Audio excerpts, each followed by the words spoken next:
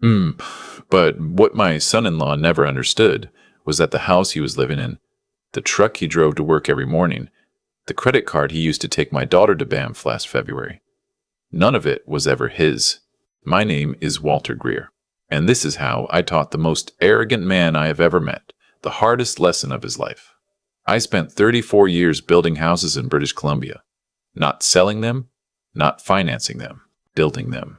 With my hands, with my crew, in the rain and the cold and the mud of the Fraser Valley. By the time I retired at 63, I had a contracting company worth just over $2 million, a paid-off home in Abbotsford, 3 rental properties in Chilliwack, and enough in my RRSP to live comfortably until I was 100 years old.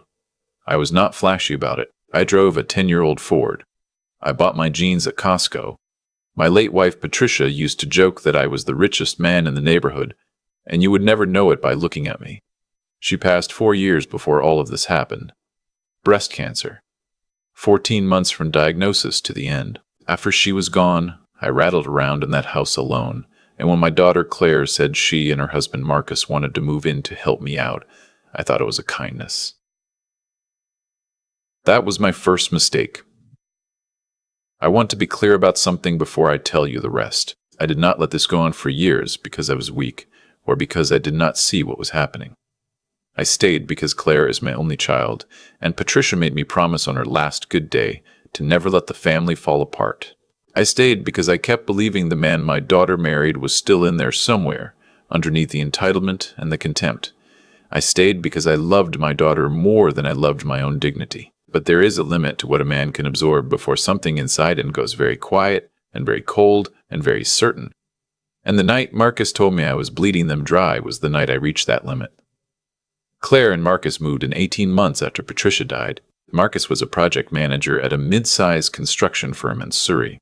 He liked to tell people he was in the industry whenever he found out what I used to do, as though that put us on equal footing. He had a decent salary, maybe $90,000 a year, but he spent like a man who made 3 times that. Claire had cut her hours at the dental office where she worked to part-time after their son Liam was born, so their household income had dropped, and they said moving in with me would help everyone. Less overhead for them, company for me. I said yes. I gave them the master bedroom. I moved into the smaller room down the hall so that Liam could have the room beside them. I told myself it was temporary. Within 3 months, Marcus had taken over the driveway with his truck and Claire's SUV, and I was parking on the street. Within 6 months, he was opening my mail, not by accident, deliberately sitting at the kitchen table, slitting envelopes with a butter knife, reading my bank statements and investment summaries with the casual ease of a man reviewing his own finances. When I asked him to stop, he looked at me over the paper and said, "I'm just trying to understand the full picture, Walt." He had started calling me Walt. I'd never once told him that was acceptable. By the end of the first year, the household routines had reorganized themselves entirely around Marcus. Dinner was at whatever time suited him. The television in the living room was his television. My workshop in the garage, where I had spent 20 years building furniture and doing small repairs, had been converted into a home gym for him. My tools, some of them 40 years old, given to me by my own father, were in cardboard boxes stacked in the corner, covered by a tarp. When I pointed this out, Claire said, "Dad, you're retired. When are you actually going to use them?"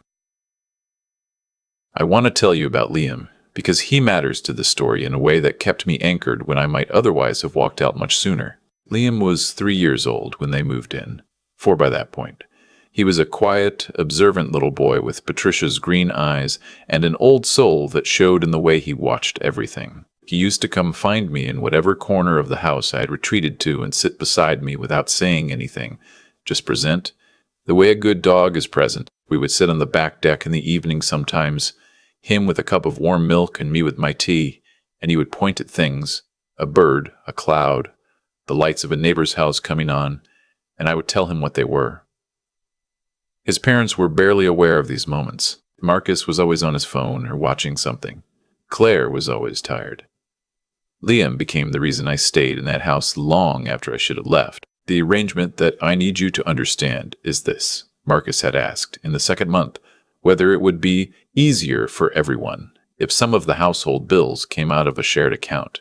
He framed it as convenience. He said it would save me the trouble of writing checks. I was 64 years old and in reasonable health and entirely capable of writing checks. But I agreed because it seemed like a small thing and because I wanted to demonstrate goodwill. I added both of them to a checking account I used for household expenses. I transferred a regular amount into it each month.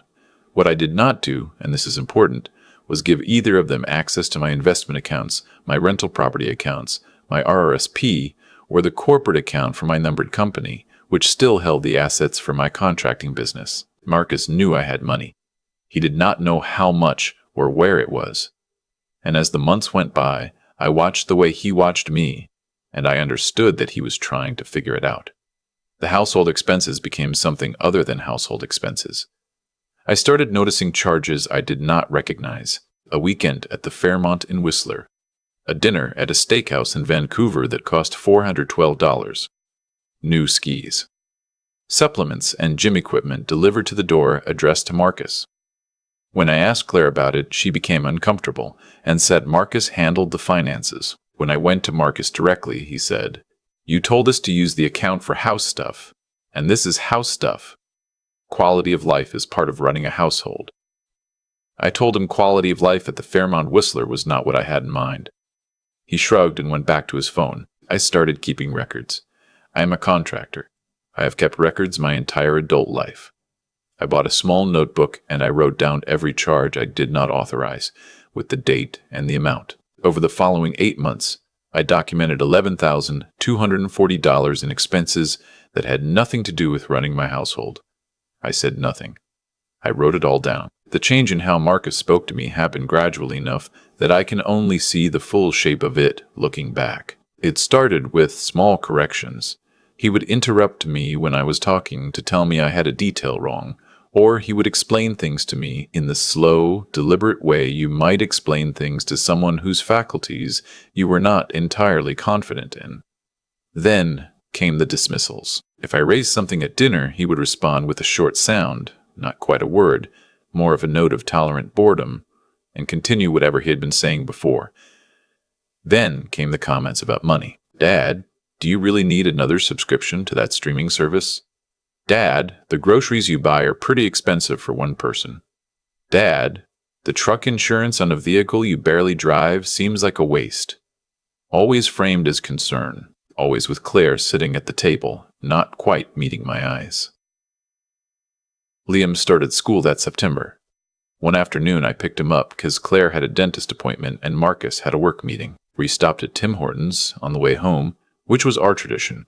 He would get a hot chocolate and I would get a coffee, and we would sit in the parking lot for 20 minutes, and he would tell me about his day. That afternoon, he told me that his teacher had asked the class to draw their family. He said he had drawn me in the picture. He said Marcus had seen the drawing on the fridge and taken it down. He did not know why.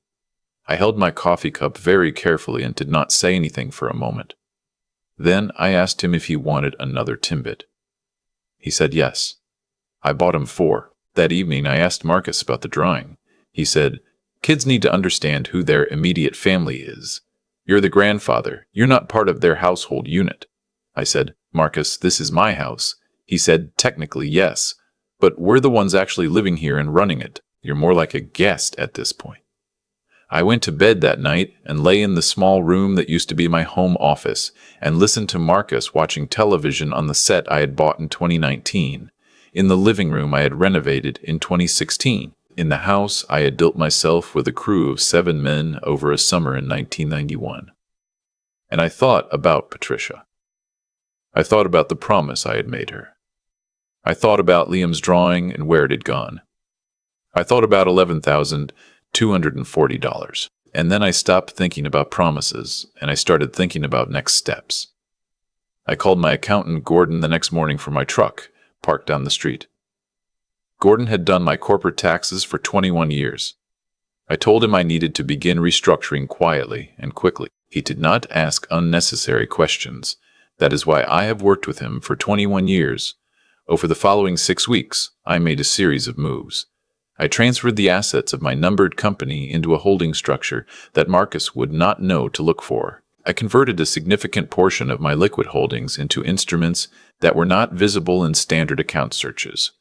I spoke with a notary and had my will reviewed and a codicil added. I called my property manager in Chilliwack and changed the notification contact on all 3 rental properties. I changed the mailing address for every financial institution I dealt with to Gordon's office address. And then I waited. I waited for a reason. I needed to know about Liam. Specifically, I needed to know what would happen to Liam if I removed myself from that house and from that situation. I spoke to a family lawyer named Sandra, who had been recommended by a friend from my old contractors association. I explained the situation. She was thorough and direct, which I appreciated. She told me that, as a grandparent, I had limited automatic rights, but that there were avenues, and that documentation of the household situation would be useful. I began documenting more carefully. I was not building a case for court. Not yet. I was building a picture. The night it ended was a Thursday in March. There had been a dispute about the property tax notice that had arrived, which Marcus had opened and left on the kitchen table with a note that said, "We should talk about this." The notice was for my house. The property tax is on my house. I came into the kitchen, and Marcus was at the table with his laptop open to what appeared to be a real estate valuation website, showing comparable properties in the neighborhood. Claire was at the counter. Liam was in bed. Marcus said he had been doing some thinking. He said that property taxes were significant and that maintaining a house this size on a fixed income was not sustainable long term. He said he and Claire had talked about it, and they felt it might make more sense, financially and practically, to look at transitioning the property into both their names so that the carrying costs were distributed more equitably and so that there was stability for Liam's future. He said this in the tone of a man who has prepared a presentation. Claire was looking at the counter. I sat down across from him. I asked him to repeat what he had just said. He did, with slightly different wording, but the same meaning. Then he said, "Look, we support you here. We manage this household. We've invested our time and energy into this place. At some point, there has to be some recognition of that, Walter. You're not going to live forever. You're retired. The least you can do is stop being so territorial about assets you're not even using and recognize that we need security too. You want to help your daughter? Stop holding everything so close. Stop wasting everyone's time and just be reasonable about this." I looked at my daughter. She was still looking at the counter. I said goodnight and went to my room. At 6:15 the following morning, before either of them was awake, I made 3 phone calls. The first was to Gordon. The second was to Sandra. The third was to a property management company in Abbotsford that a former colleague had recommended. Then I drove to a Tim Hortons on the other side of town, sat in a booth, and by 9 o'clock I had signed a short-term lease on a 2-bedroom apartment in Langley, arranged for movers to come to the house the following Saturday when Marcus had his regular hockey, and sent an email to the bank removing Marcus and Claire from the household checking account effective immediately. Then I called Claire from the parking lot. I told her I was moving out. She was silent for a very long time. Then she said, "Dad, Marcus didn't mean it like that." I told her I knew exactly how Marcus meant it. I told her I loved her. I told her my door would always be open to her and to Liam, and then I told her something I had never told her before. I told her the full number, not a vague gesture at comfortable retirement. The number. The actual, complete figure of what I had built over 34 years. She did not say anything for a long time. Then she said, "Dad." And I said, "I have to go, sweetheart. I'll call you Sunday." I hung up. I finished my coffee. I drove to Langley and looked at the apartment, which was on the 3rd floor, with a view of the mountains on clear days, and I stood in the empty living room and felt something I had not felt in almost 2 years. I felt like myself. What followed happened more quickly than I expected. When Marcus discovered that the household account had been closed, he called me 11 times in 2 hours. I did not answer. When he discovered that the property management company had informed him, on my instruction, that the lease they held on a secondary suite in one of my Chilliwack properties, a suite he had been subletting to a friend at a rate I had never approved, was being terminated, he called me 4 more times. I did not answer those either. When his firm's benefits administrator sent a letter to the Abbotsford address where I was no longer living, and it was redirected to Gordon's office, and Gordon contacted me, and we confirmed that Marcus had listed me as a financial dependent on his company insurance claim, which was fraudulent, and we referred the matter to the appropriate people, Marcus stopped calling. He hired a lawyer. The lawyer sent a letter suggesting I had created a situation of unjust enrichment and that my sudden withdrawal of household support constituted a form of constructive abandonment, and that there may be grounds for a claim against the estate. Gordon's response, drafted with Sandra's assistance, was 22 pages long. The claim did not proceed. What did proceed was the conversation I had with Claire 6 weeks after I moved out. Not on the phone. In person, at a coffee shop in Abbotsford, without Marcus. She came in looking tired in a way I recognized from the year after Patricia died, a bone tired that has nothing to do with sleep. We sat down. She wrapped both hands around her cup. She did not look at the counter this time. She looked at me. She said, "I didn't know about the sublease." I told her I believed her. She said, "I didn't know about the insurance thing either." I told her I believed that too. She said, "I think I knew something was wrong for a long time, and I kept telling myself it was stress, or that he would be different when things settled down, and things never settled down." She stopped. She said, "How long were you keeping records?" I told her. She closed her eyes. We talked for 2.5 hours. I am not going to tell you everything that was said, because some of it belongs only to her and to me. What I will tell you is that when we left, she hugged me in the parking lot for a long time, and I could feel how tired she was, and I held on. Liam came to my apartment for the first time on a Saturday in April. He stood in the doorway with his backpack on, and looked at the space with his serious, observant eyes, and then he came in and went straight to the window and looked at the mountains. I had bought a box of Timbits on the way home from picking him up. We sat at my kitchen table and I let him choose first.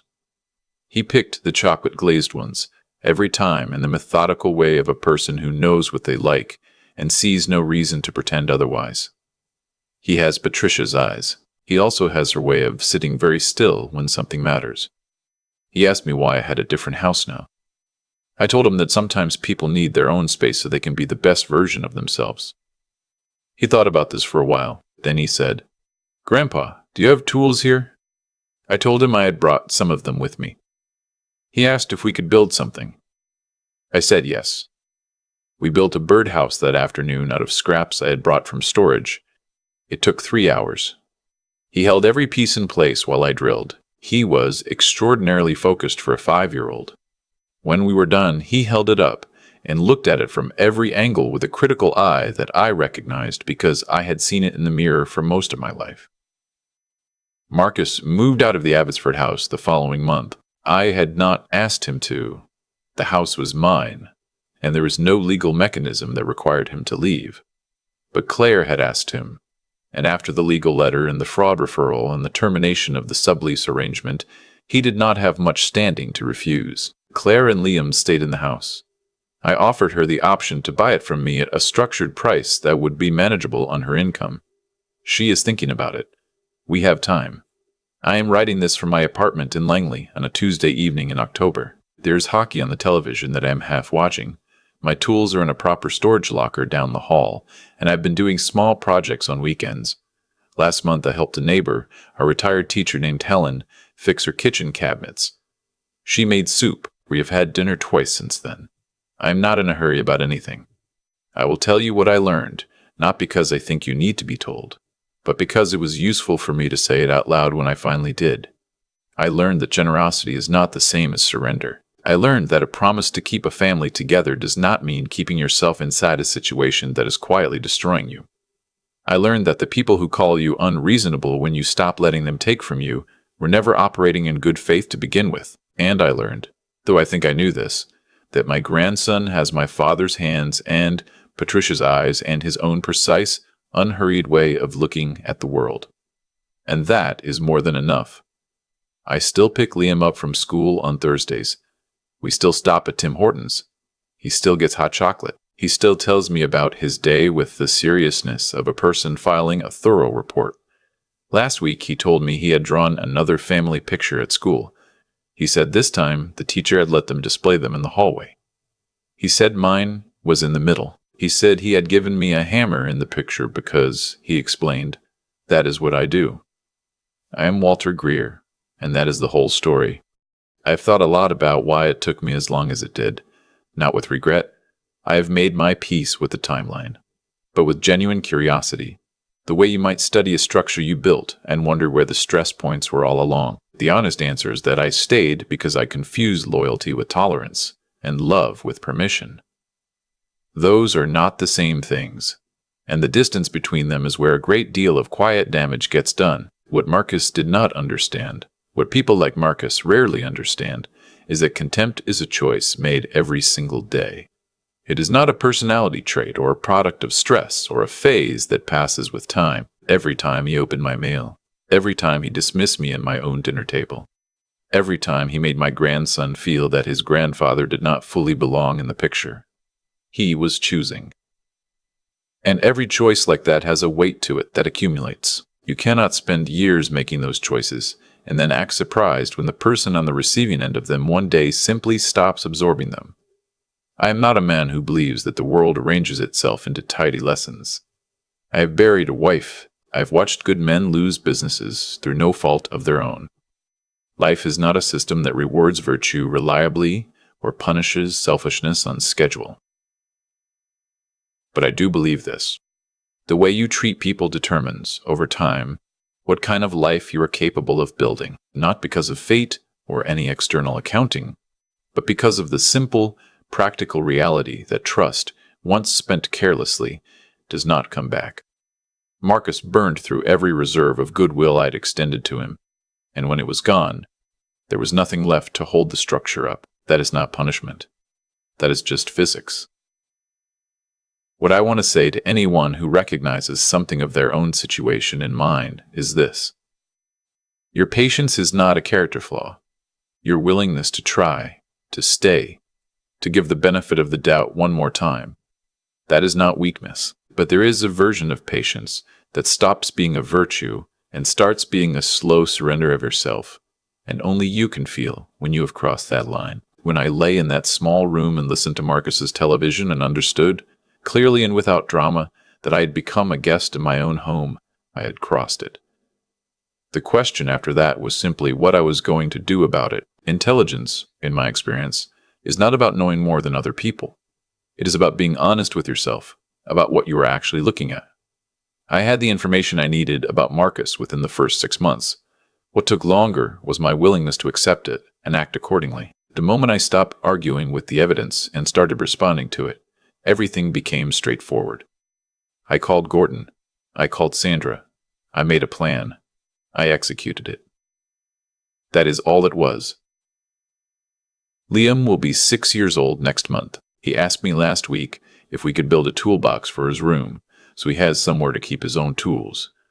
I told him yes. We're going to start on it this weekend. Some things, if you protect them carefully enough, stay exactly as they should be. That is the only kind of continuity that has ever mattered to me.